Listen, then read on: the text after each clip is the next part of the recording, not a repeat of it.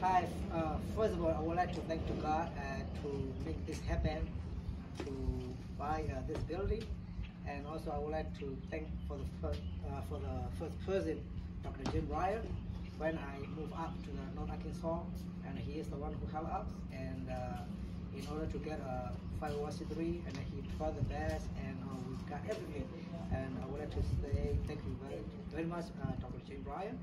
Second person, I would like to say thank to the Mr. Brand, and you help our community, and when we move out here, you help us everything, and whenever we request for help, and you never say no. So I really do appreciate it, and also for your help.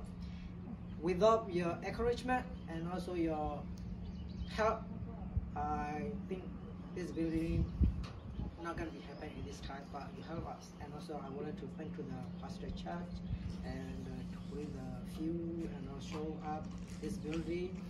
And thank you for all this lovely church family, to the church member, everyone. And God bless you, and pour his bountiful blessings all of you. And thank you very much.